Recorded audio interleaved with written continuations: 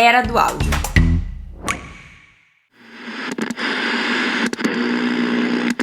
Tornou-se algo essencial. Então, quem não precisa da voz e da comunicação para trabalhar, para estabelecer os seus relacionamentos? A comunicação é uma habilidade e toda habilidade é passível de treino. E se não tem treino, a gente não adquire aquela habilidade. Porque o ajuste corporal, ele diz muito sobre nós para o outro, mas também diz muito sobre nós para nós mesmos. E olha, Nanda, isso vale inclusive quando o corpo não está aparecendo. Eu sou a Ananda Garcia e nesse podcast vou conversar e aprender com os profissionais que fazem os sons e os conteúdos que a gente ama ouvir. E se você também é dessa tribo, cola aqui e ative os seus ouvidos, porque você está na Era do Áudio.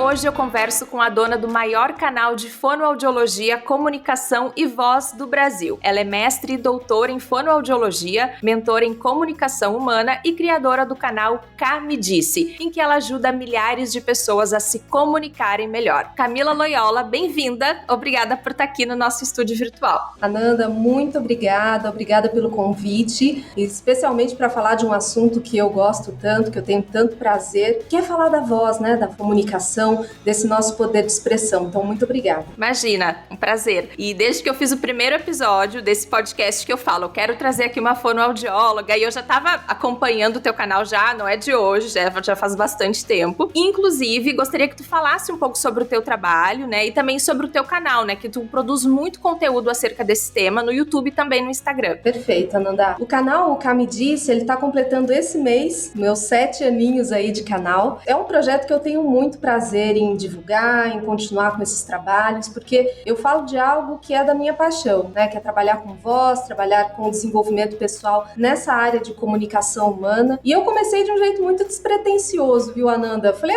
quer saber? Eu acho que eu vou começar a trazer alguns conteúdos do que eu trabalho, do que eu sei, né? Que é a área de voz. Na época, eu tinha até mais um pouco falando também de voz cantada, que é uma área que eu atuo bastante, né? E foi crescendo, o pessoal foi gostando dos conteúdos, também comecei a trazer um pouco mais de conteúdo no Instagram. O negócio realmente trouxe muitos frutos para mim e hoje eu faço consultorias, eu faço cursos, além do meu atendimento também, como fonoaudióloga clínica, que sempre fiz, né, desde que me formei. Trabalho nessa área voltada para a voz, a dicção, o desenvolvimento da comunicação e da oratória. E eu fico muito feliz de estar aqui hoje também falando sobre isso com você. E o canal tá com 300 mil inscritos já, né? Tá muito grande. Sim, eu amanheci hoje com essa notícia.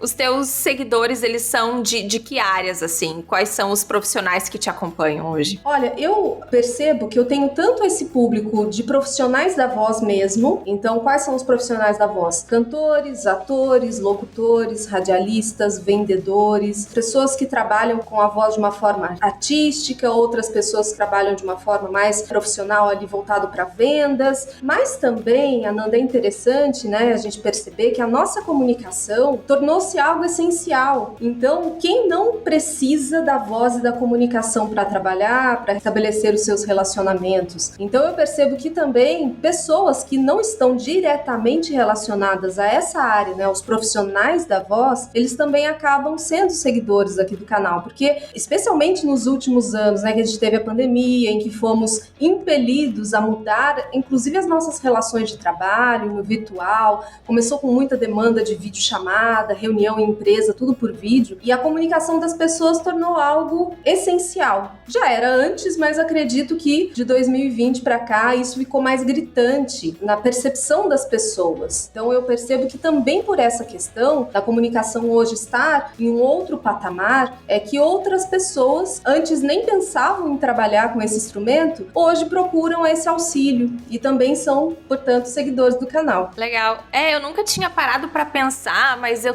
pensando aqui, quando eu falo por Zoom, por qualquer plataforma dessas, eu sinto que automaticamente parece que eu já sinto uma necessidade de articular melhor o que eu tô falando. É natural isso? É um fenômeno que se observa? Sim, faz todo sentido.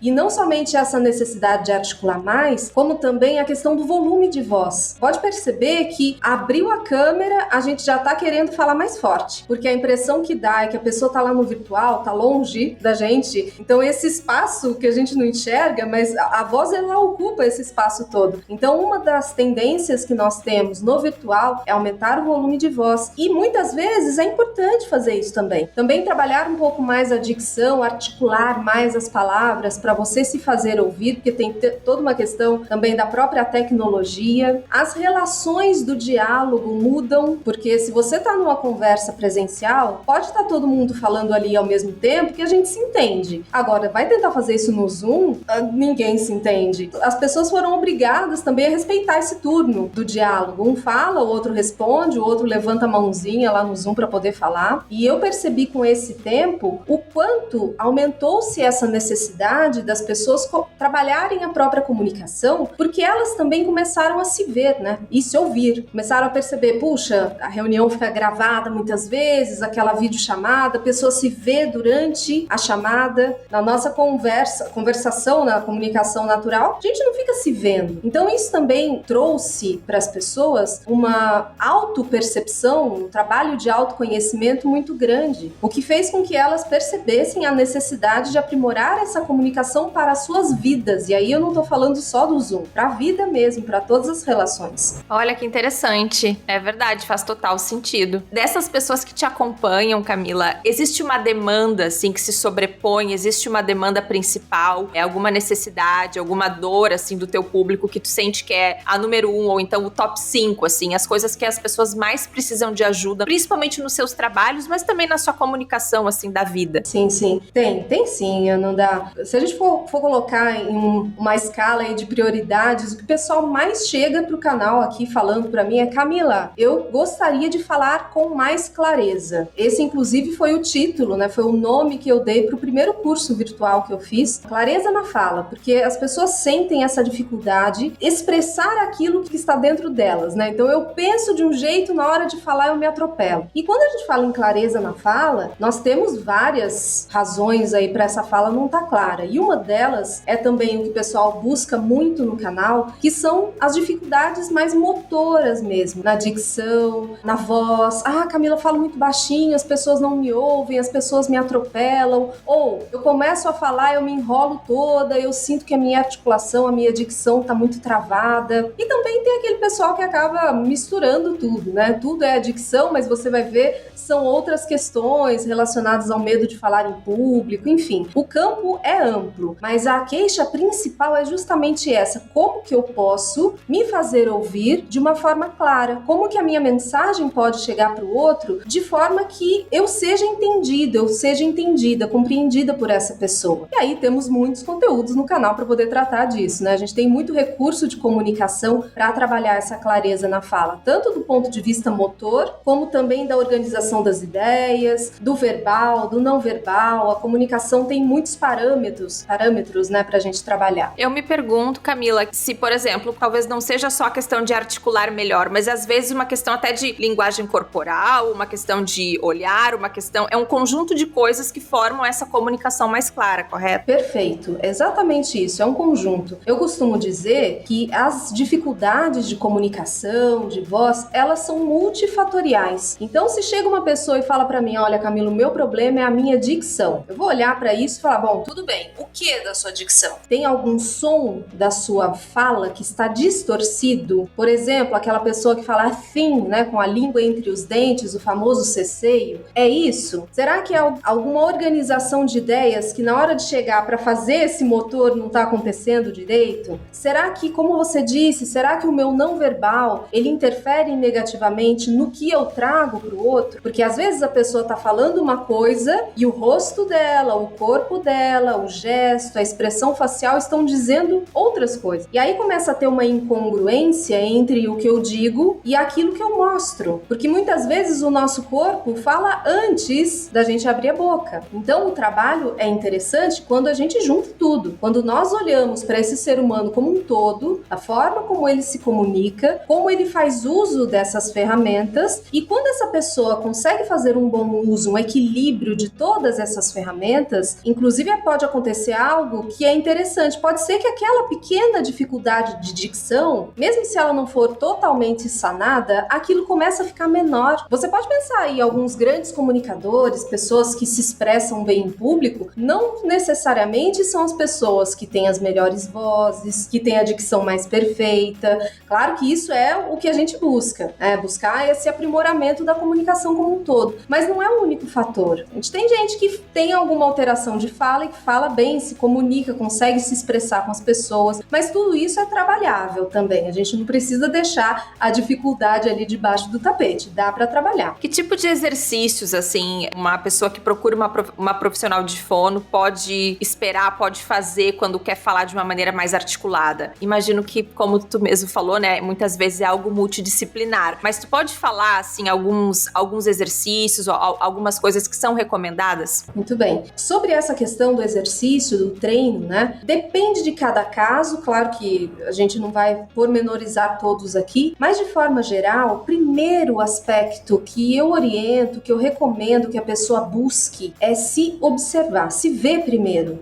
Esse já é um exercício de autopercepção, de autoavaliação. Então a pessoa está com alguma dificuldade de fala, mas ela é tão travada que ela, por exemplo, não gosta de se ver numa gravação, não gosta de se ouvir, manda um áudio ou então evita mandar um áudio no WhatsApp porque fala que não se expressa bem. E esse tipo de prática é o que nos ajuda a identificar a dificuldade. Então, assim, se eu nem sei qual que é a minha dificuldade, como é que eu vou trabalhar? Se eu não sei como é que a minha voz sai, porque a minha voz é feia, quando eu escuto ela gravada, eu não gosto de ouvir, como é que vai trabalhar essa nuance da voz? Como é que eu vou saber onde é que eu vou colocar detalhe, ênfase, como é que eu vou modular a minha fala? Então, esse é um primeiro exercício que é realizado durante todo o nosso trabalho. Quem vem aqui comigo vai ter que aprender a se ouvir, vai ter que aprender a falar na frente do espelho, fazer leitura em voz alta, tudo isso ajuda muito. Repetição de algumas frases que podem ter alguns fonemas difíceis. Então, por exemplo, o trava-língua é um tipo de exercício excelente para trabalhar a dicção. Se a dicção, essa parte motora, for um problema, for de fato a dificuldade dessa pessoa. Então, por exemplo, eu recebo um locutor,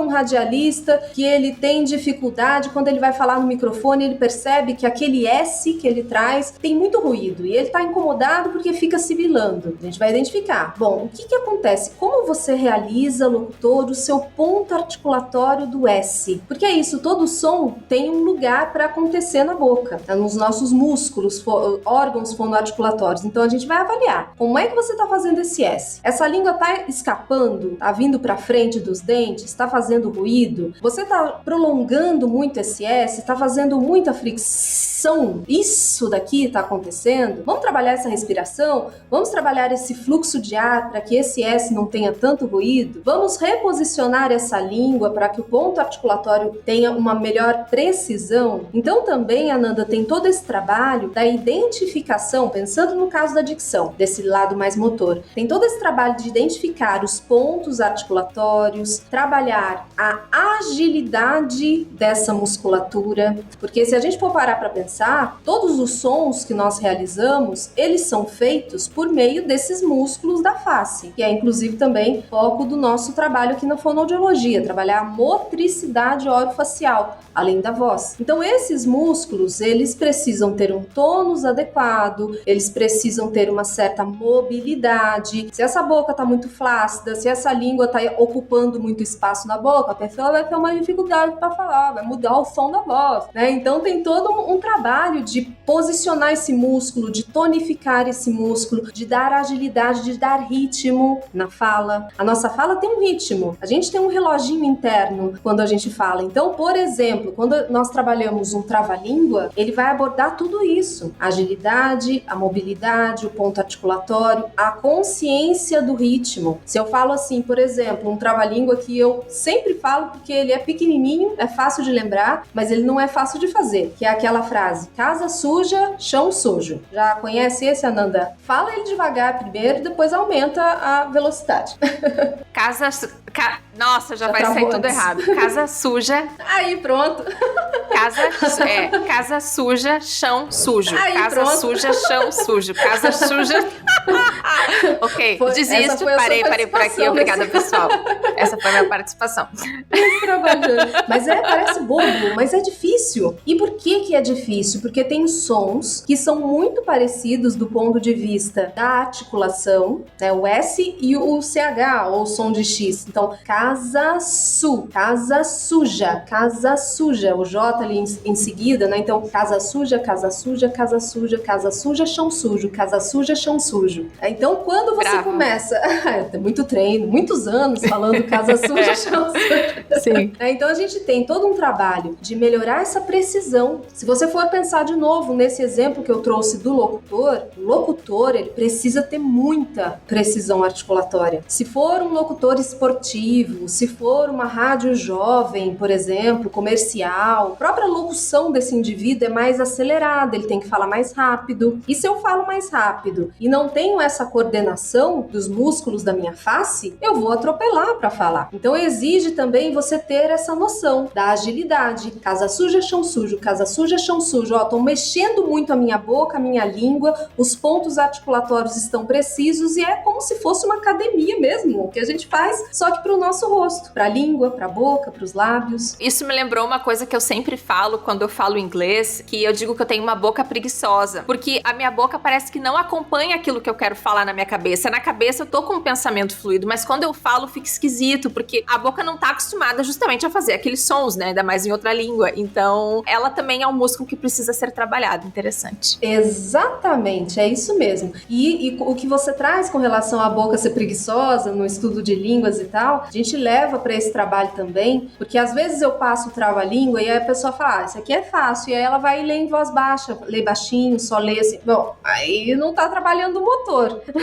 não adianta. Então é muito isso, a gente precisa equilibrar o que tá na organização do pensamento com a informação neural que nós vamos dar para o nosso músculo fazer a parte motora. A fala começa lá no cérebro, depois é que vem pro motor, mas se tem uma quebra nesse caminho, a gente pode atropelar. E isso acontece muito com o ensino de línguas, de fato. Você tem essa organização na hora de fazer... É a mesma coisa, Nanda, qualquer outra atividade motora. Às vezes na fala nós temos dificuldade de fazer essa relação, mas imagina você aprendendo a andar de bicicleta. Não vai adiantar para você aprender a andar de bicicleta, você ficar olhando uma pessoa andar de bicicleta. Ah, peraí, ele faz assim com o pé, ele faz assim com a mão, e aí a pessoa vai querer subir na bicicleta e vai dar tudo certo. Não, precisa treinar, repetir, vai cair, vai ralar o joelho algumas vezes, depois você acaba aprendendo a andar de bicicleta. Com a comunicação, a voz, a dicção, é o mesmo raciocínio, porque a comunicação é uma habilidade, e toda habilidade é passível de treino. E se não tem treino, a gente não adquire aquela habilidade. Então tem que ter o treino, tem que ter a repetição. Se tem um texto difícil, vou fazer um vídeo, é a primeira vez que eu falo sobre esse assunto, tem que treinar aquele conteúdo, tem que falar aquele conteúdo em voz alta. É importante para você se ouvir falando sobre aquele assunto. Deixa eu ver como é que tá saindo, deixa eu ver se eu tô dando ênfase onde é importante mesmo eu dar ênfase, ou se a minha fala tá monótona, se tá repetitiva. Então a gente precisa colocar na prática. Nós só conseguimos aprimorar a nossa comunicação se nós colocarmos a nossa comunicação para jogo e aproveitar essas oportunidades para a gente se comunicar. Eu lembro, inclusive, quando eu estudei jornalismo, que a minha área de formação é de jornalismo, eu tenho muitas colegas que foram para a área de veículos de comunicação, que foram trabalhar em rádio e TV. E esses veículos, né, geralmente eles têm uma profissional de fonoaudiologia, né, que trabalha, né, que acompanha os comunicadores, e é impressionante a transformação da voz dessas minhas ex-colegas ao longo dos anos, assim. É uma voz que ficou mais aveludada, que ficou mais clara, que ficou, às vezes, mais grave. Antes era aquela voz, assim, mais de menininha. E é impressionante como existe essa possibilidade de fazer com que a comunicação e a voz se transforme, né, Camila? Sim, e pensando exclusivamente na voz, que aí vai entrando cada vez mais na minha área principal de atuação, é claro que eu trabalho com tudo isso, mas a voz é de onde eu parti, desde o comecinho lá na faculdade, né? Então, pensando em voz, o raciocínio é o mesmo desse dos músculos faciais, só que agora a gente chega na região das cordas vocais mesmo, de laringe, que também produz produzimos por meio de músculos. Então nós temos musculatura que trabalha em toda essa região do pescoço para produzir voz. Então se eu tenho uma voz que é muito estridente, uma voz mais fininha, essa voz aqui ela pode transmitir uma infantilidade, ela pode transmitir algo que é desagradável aos ouvidos, que não combinaria, por exemplo, com uma repórter, com uma pessoa que quer transmitir uma seriedade, uma autoridade. Então nós fazemos também esse tipo de trabalho para colocar essa voz no lugar, trabalhar melhor essa musculatura, acertar essa respiração que pode estar também incoordenada, pode não estar compatível com a atividade que essa pessoa realiza, porque Ananda, você trouxe esse bom exemplo aí com relação ao jornalista, e a gente pode expandir isso para outras, para qualquer situação da nossa vida, é que a nossa voz, a nossa comunicação como um todo, constrói percepção nas pessoas. Então, quando você escuta alguém falar, quando você escuta uma jornalista apresentar uma matéria, você, conscientemente ou não, você já vai fazer uma avaliação, uma interpretação daquela voz que você ouve. Por isso que eu dei o exemplo, da voz mais aguda, a gente já interpreta que uma pessoa que é adulta, no caso aqui a Camila falando com esse shape, esse rosto, e de repente ela fala assim, essa voz não combina com uma pessoa adulta. Então já gera uma percepção do quê? Infantilidade, fragilidade, insegurança. E isso vale para todos os recursos e parâmetros comunicativos. Então, quando nós trabalhamos com esse profissional, especialmente os profissionais da voz mesmo, pessoas que dependem da voz como seu instrumento de trabalho, nós precisamos olhar para essa construção da percepção também. O que a minha voz demanda para aquele meu trabalho? O que eu quero transmitir estando ali? Se eu quero transmitir uma autoridade no que eu estou dizendo, se eu quero passar segurança, se eu quero passar firmeza, ou é algo mais leve, eu sou da área do entretenimento, eu quero transmitir um pouco mais de leveza, de tranquilidade, de uma coisa mais divertida. Nós conseguimos trabalhar essas diferentes nuances vocais, dependendo de quais são as necessidades do comunicador.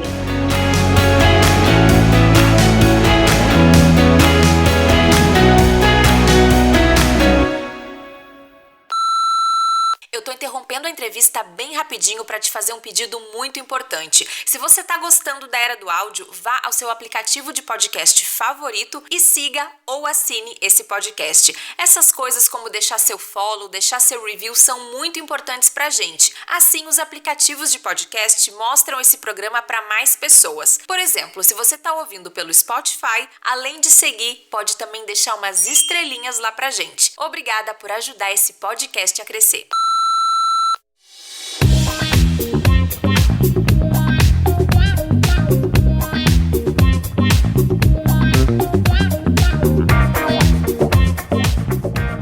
O estilo de fazer locução e apresentação, eu acho que ele mudou bastante aí ao longo das décadas, lá nos anos 60, 70, talvez acho que até 80, tinha aquela locução mais impostada, aquela coisa assim, e hoje mudou. Inclusive, se a gente vai para a área dos podcasts, que é até um assunto que é muito falado, que a gente conversa muito aqui nesse podcast, na Era do Áudio, hoje a forma dos apresentadores de podcast se comunicarem, geralmente é muito natural, é uma fala muito tranquila, como se estivesse falando com um amigo, o que também é muito bacana, gera uma identidade, uma identificação com o ouvinte, bem legal. Porém, o que eu quero fazer aqui, a minha provocação, é que às vezes eu acho que algumas falas em podcast, algumas maneiras de apresentar são um pouco monótonas. E aí eu queria te perguntar como fugir disso, de ter uma fala monótona, como colocar um pouco mais de intenção, e se isso também é algo que tu trabalha, que te procuram acerca disso. Queria que tu falasse um pouco a respeito. Muito bacana esse ponto que você traz, Ananda, porque é uma questão bastante comum. Tem muitos vídeos no canal, inclusive, que eu trago esse tipo de orientação e de conteúdo. E sim, muitas pessoas me procuram para trabalhar esse colorido na voz. E você traz essa questão da voz monótona, da fala monótona, e eu concordo e vou acrescentar um ponto aqui da minha percepção que eu vejo não somente nos podcasts, mas muitas vezes a pessoa vai gravar um vídeo, também eu observo esse tipo de modulação que as pessoas fazem. Nós temos tanto uma modulação que é mais repetitiva, que é mais monótona, monótona, de fato, que a pessoa fala meio de um jeito só até acabar. E tenha também, o que eu já dei o spoiler aqui, a modulação repetitiva, que é quando a pessoa parece, me diga se você não percebe isso também, especialmente em podcast, parece que a pessoa liga o modo podcast, começa a falar como se ele estivesse apresentando, fazendo um seminário na faculdade, sabe? Assim, tá lendo alguma coisa, jogral, sei lá o que é, apresentação de PowerPoint, sabe? E a pessoa, ela acaba tendo um tipo de variação melódica na fala muito blocadinho, muito repetitivo, e isso desvaloriza o conteúdo, porque você não dá a ênfase para aquilo que realmente é importante daquele conteúdo que você tá trazendo, aquela mensagem que você vai transmitir. Eu percebo muito isso nos podcasts, da pessoa falar sempre de um mesmo jeito, ou ela fala bem animada assim, mas aí não tem modulação, vai assim, igual até o final. Então essa repetição entra também nesse eixo da monotonia que você traz. E sim, nós podemos e devemos trabalhar a nossa modulação de fala, que nada mais é do que essa melodia que nós trazemos para o nosso discurso. Nos podcasts, inclusive, esse se torna um recurso essencial, porque muitas vezes temos, obviamente, podcasts que têm todo o conteúdo de vídeo, que também é divulgado em outras plataformas. Mas, essencialmente, o podcast é áudio. E como você vai transmitir toda essa expressão, as nuances da comunicação, somente com a sua voz e com a sua fala? É por meio da modulação. Então, existem alguns recursos, como esse que eu acabei de fazer, o recurso da pausa. Se é bem feito, se a pessoa sabe utilizar a pausa de uma forma estratégica, que foi o que eu acabei de fazer de novo, tô exagerando até aqui no exemplo, para você perceber, e quem está nos ouvindo aqui, o quanto faz diferença. O recurso da pausa, ele gera expectativa. Ele dá um tempo para a pessoa pensar a respeito daquilo que está sendo dito. Ele também pode ser um recurso quando você vai mudar de assunto, quando você quer enfatizar algo que é importante, que vai vir na sua fala, na sequência. Então, se eu falo, olha, pessoal, hoje o mais importante de tudo que eu disse aqui é parará, parará. Então, eu falei, o mais importante que eu disse aqui, coloquei uma pausa, gerei expectativa, coloquei um holofote para aquela informação que vai chegar, e aí eu trouxe a informação. Outra forma de você trabalhar isso é colocando ênfases, né? Colocando contraste na fala, que foi isso que eu fiz de novo, na palavra contraste, quando eu falo,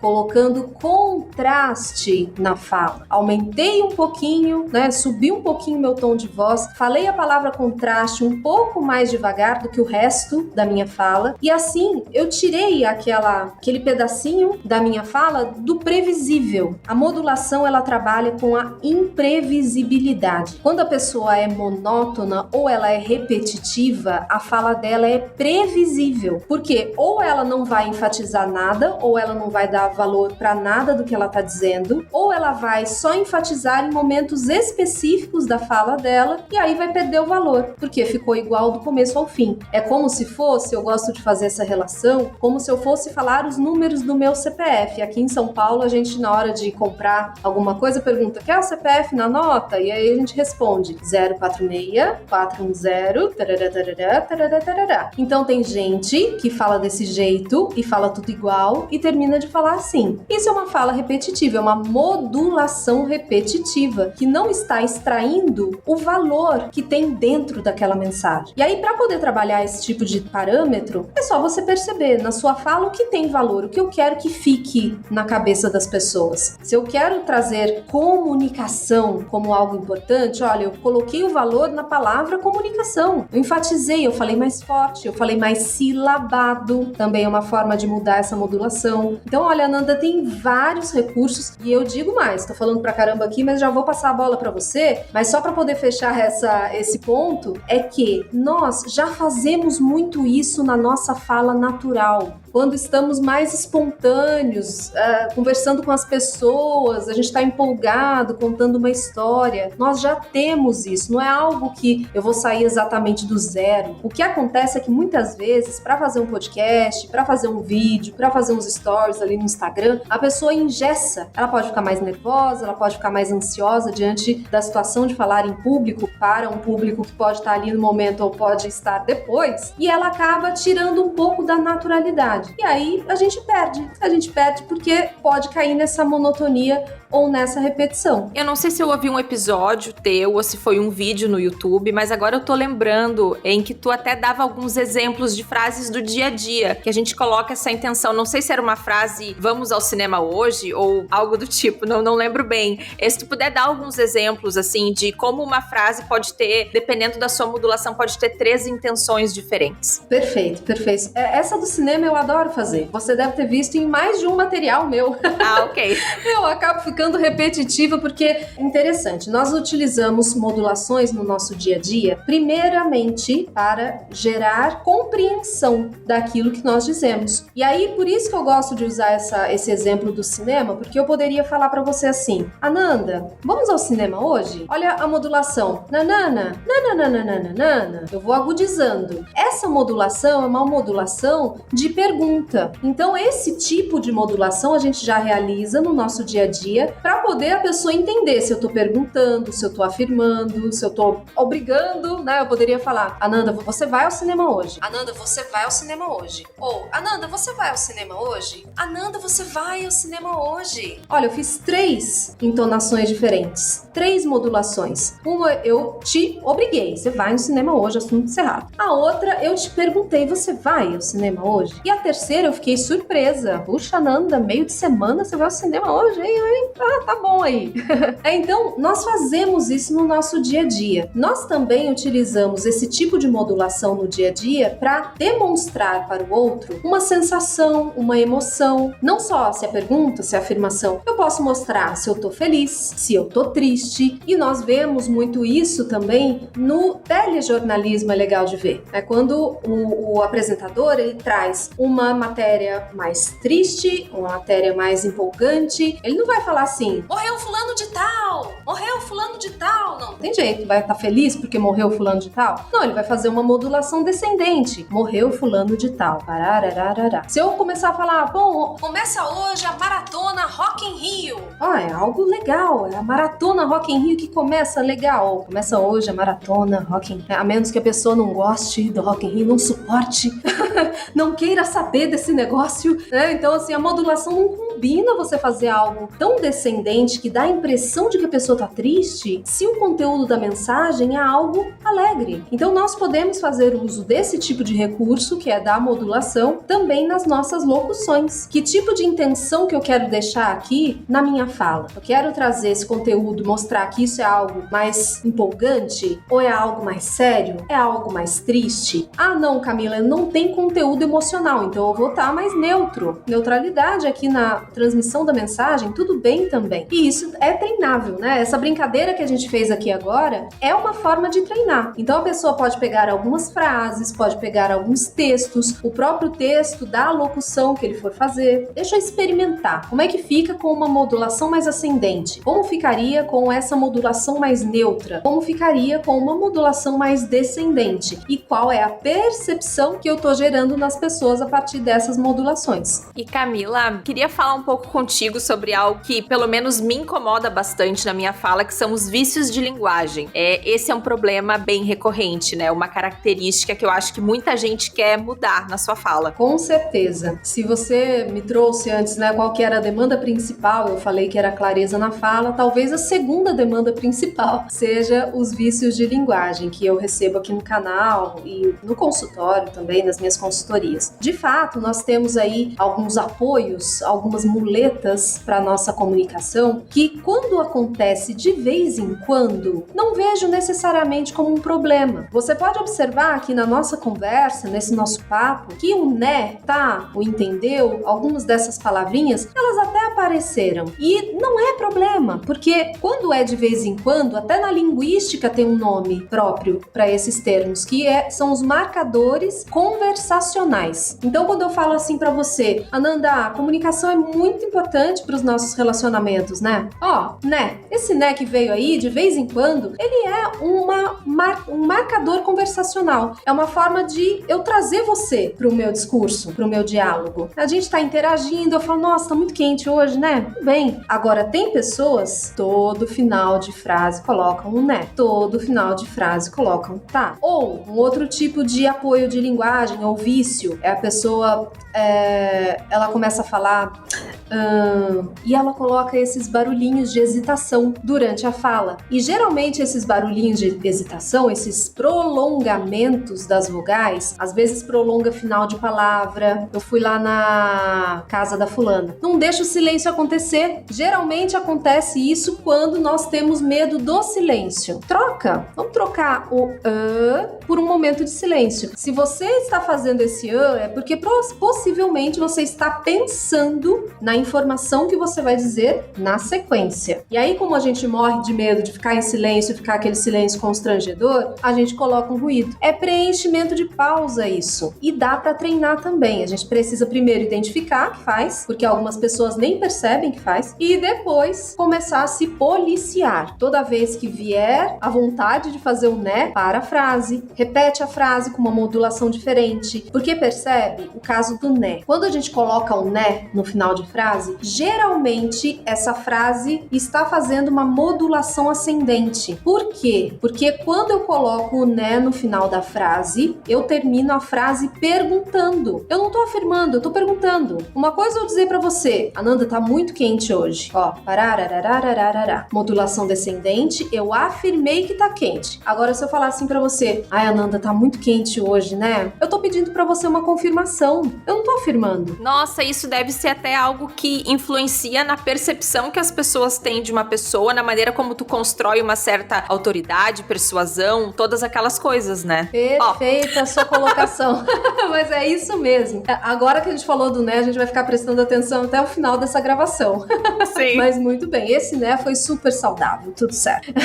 Mas isso que você trouxe, Ananda, é exatamente isso. Na construção de percepção, você colocar muito né representa uma certa insegurança. Você não tem autoridade para aquilo que você diz, você tá o tempo todo pedindo pro outro confirmar o que você disse. É estranho isso aí. Então, quando a pessoa tem mais insegurança, quando a pessoa não está bem preparada para aquela fala, quando a pessoa é tímida, isso pode acontecer também, a pessoa muito tímida vai falar em público, ela tem dificuldade de se posicionar. Então, em vez dela se posicionar e falar, não, eu acho isso, ela vai falar, eu acho isso, né? Tem um né. É verdade. Pra alguém balançar a cabeça e dizer, e aí ela fica segura. Então, também é algo que muitas vezes não é consciente. Verdade. Nossa, e quando eu ouço as edições desse podcast, tem sido um exercício muito grande pra mim. Eu também tenho aquela certa agonia em me ouvir. Isso eu tô quebrando, assim, ao longo exercitando ao longo dos episódios. Mas uma coisa que hoje eu tô tentando me policiar, mas é assim, no final das perguntas. Tu acha assim, sobre... Ai, nossa, que coisa horrível. E daí, no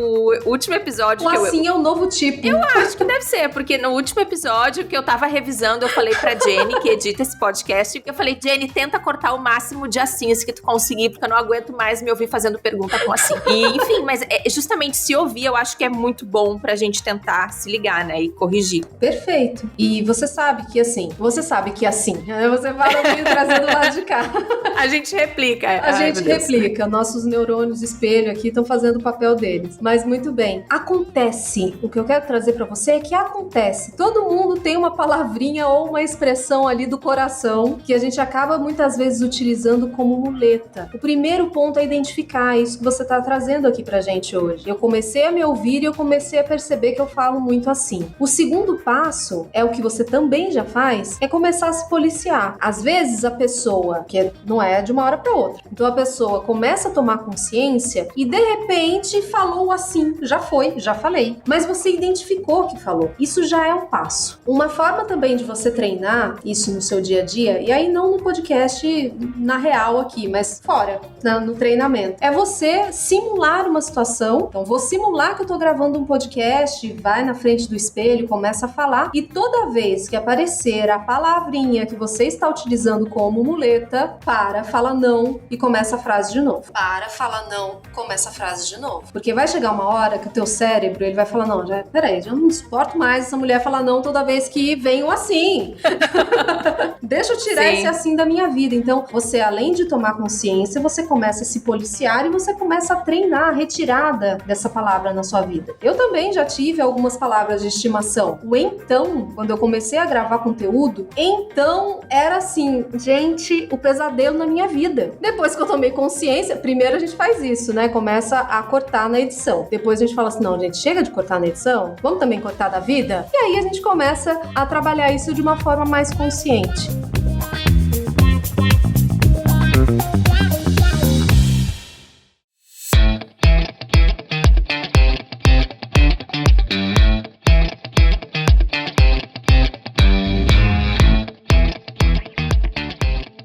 Sobre a questão de como parecer mais confiante ou até mais carismático por meio da fala. Imagino que, por exemplo, aquela coisa de usar o NED, pedir a confirmação, seja um dos recursos, mas tem outras maneiras de parecer mais confiante, por exemplo, jornalistas ou até políticos, pessoas que são palestrantes, eu imagino que precisem passar isso por meio da sua fala. Sim, com certeza. Com certeza, a retirada dos vícios de linguagem são um primeiro ponto aí para se trabalhar. Um outro ponto está no não verbal. A nossa comunicação visual, ela diz muito, e quando eu trago isso, a gente já se ajeita na cadeira, porque tem toda uma relação com postura. Então, a pessoa que ela é mais insegura, ou a pessoa que está demonstrando essa insegurança, pode ser que esse corpo também esteja mostrando isso antes dela começar a falar. E olha, Nanda, isso vale inclusive quando o corpo não está aparecendo, porque o ajuste corporal, ele diz muito sobre nós para o outro, mas também diz muito sobre nós para nós mesmos. Isso seria até um assunto de uma outra conversa, porque vai longe, a discussão é muito bacana. Tem até uma referência, caso o pessoal queira saber um pouco mais sobre esse tipo de trabalho, que é o da Amy Cuddy, que é uma professora em Harvard, que tem um TED super famoso, que se chama, deixa eu ver se eu lembro de cor, A Sua Linguagem Corporal Molda Quem Você É, alguma coisa assim. Se não for molda, é algum outro termo. Mas a Amy Cuddy, ela traz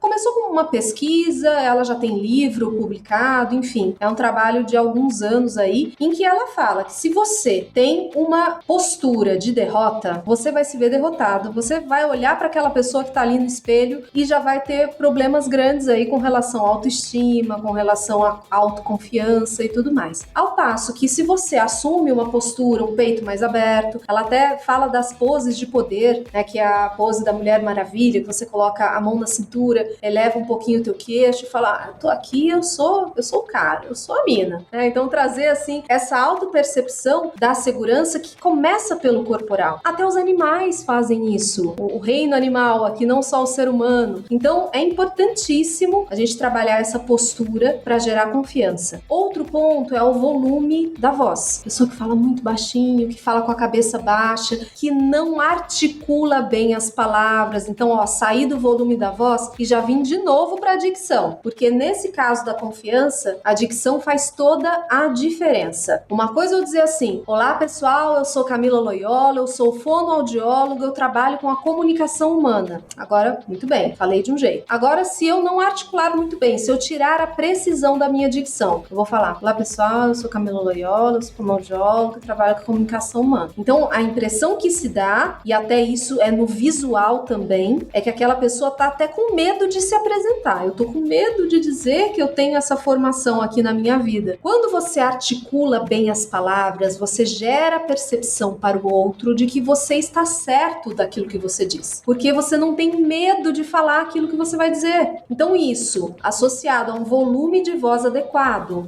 ao ambiente, nem para mais e nem para menos, uma postura corporal, olhar nos olhos das pessoas, se é uma palestra, se são mais pessoas, distribuir o seu olhar nessas outras pessoas. Não tem aquela coisa de olhar ponto fixo, isso não funciona mais não. É você distribuir o seu contato visual, isso mostra valor, isso mostra que você está inteiro ali naquela situação de comunicação. Tudo isso no conjunto pode dar uma percepção maior de confiança. E claro, conteúdo. Se a gente não trabalha o conteúdo, fica só essa casquinha, essa caixinha e lá dentro não tem mensagem. Mas em termos de recursos verbais, não verbais e vocais, seriam esses os principais que eu considero aí para trabalhar a confiança na fala. E Camila, essas competências que tu tem, né, de falar para além da voz, para além da dicção, da articulação, de olhar de uma maneira mais holística, né, até a comunicação humana, isso é uma competência, né, que tu tem, mas curiosidade minha, nem todos os fonoaudiólogos têm essa formação, é isso? Nem todo mundo trabalha dessa forma, correto ou tô enganada? Sim.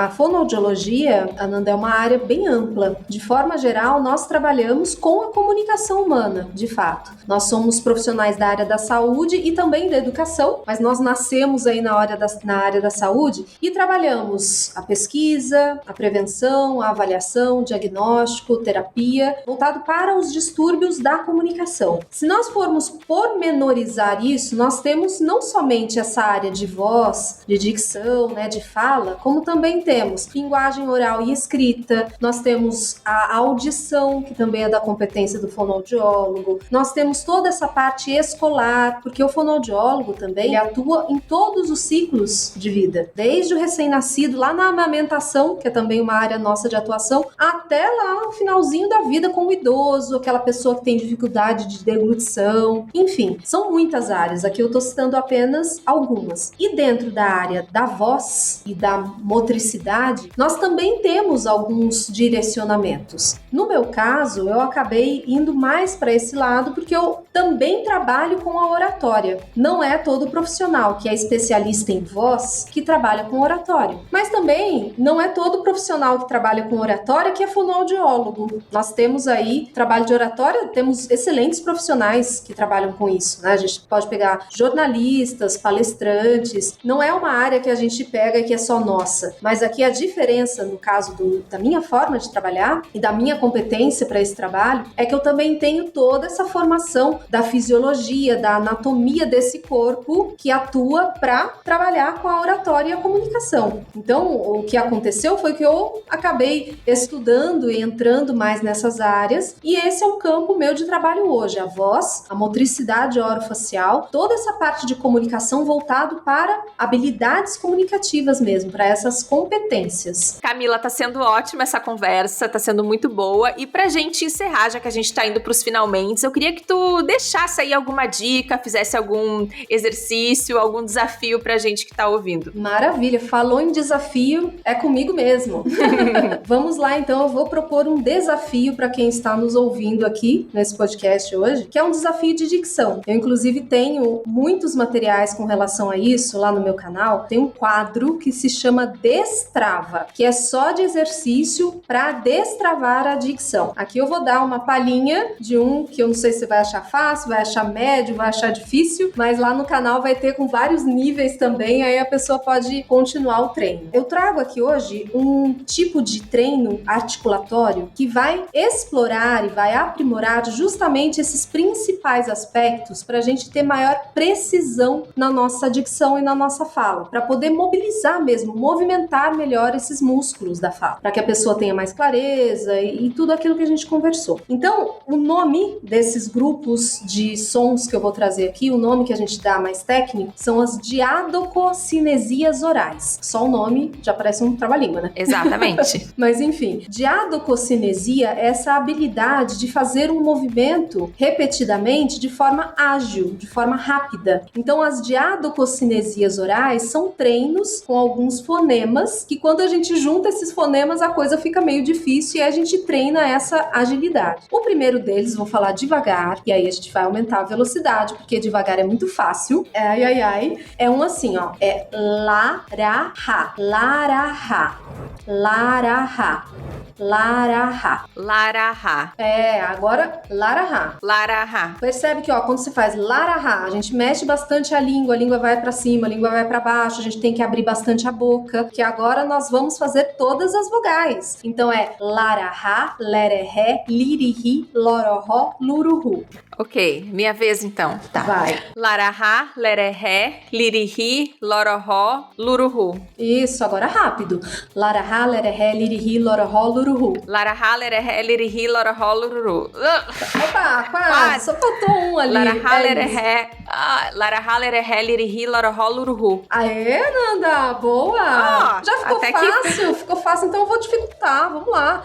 Meu Deus. Agora é assim, ó. Pra, tra, crá. Nossa, esse é impossível. Pra, tra, cá. Esse é difícil. Tem R em todas. Pra, tra, crá. Pra, tra, crá. Pra, tra, crá. Aê. Agora com todas as vogais. Pra, tra, crá, pré, tre, cré, pri, tri, cri, pró, tro, cró, pru, tru, cru. Pra, tra, cá, pré, tre, cré, pri, tri, cri, pró, tro, cró, pru, tru, cru. pratracrá, pretrecré, pretrecri, protrocó, protrucru. Ah, eu dei uma erradinha. Tá dando uma roubadinha uma aí, pequena mas roubadinha. Foi.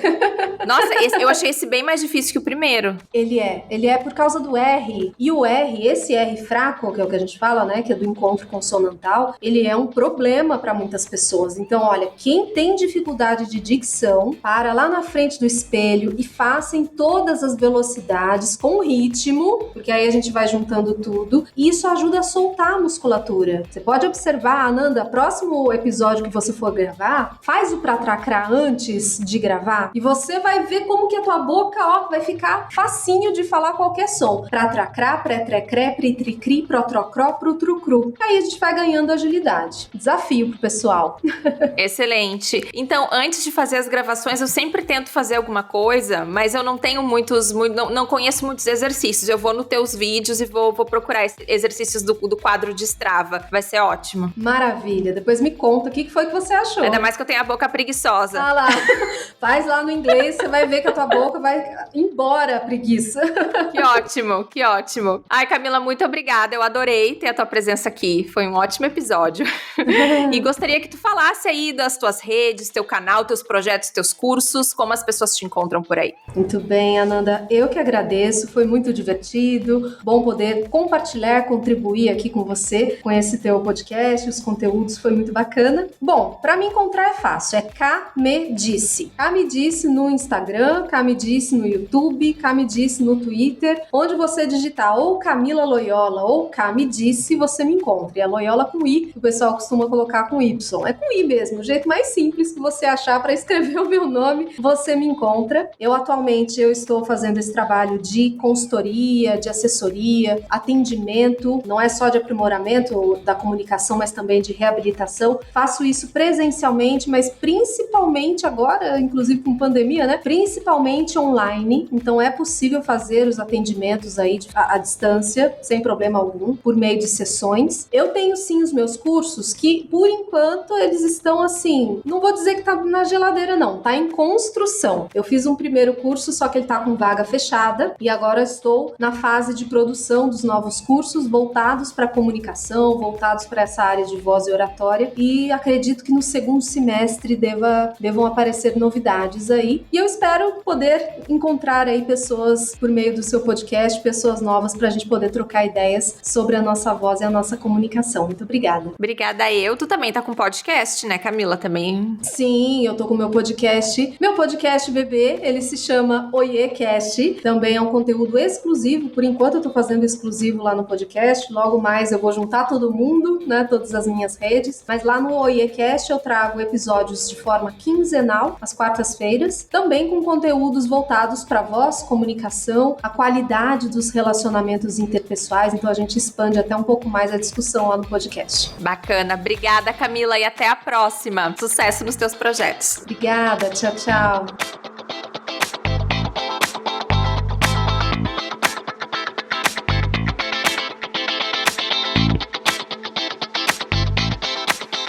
E aí, gostou dessa conversa? Se você quiser trocar uma ideia sobre áudio e comunicação e acompanhar a Era do Áudio nas redes sociais, é só seguir @aeradoaudio lá no Instagram. E eu tô em todas as redes sociais como @AnandaGarcia. O nosso e-mail é aeradoaudio@gmail.com. Até o próximo episódio. Tchau!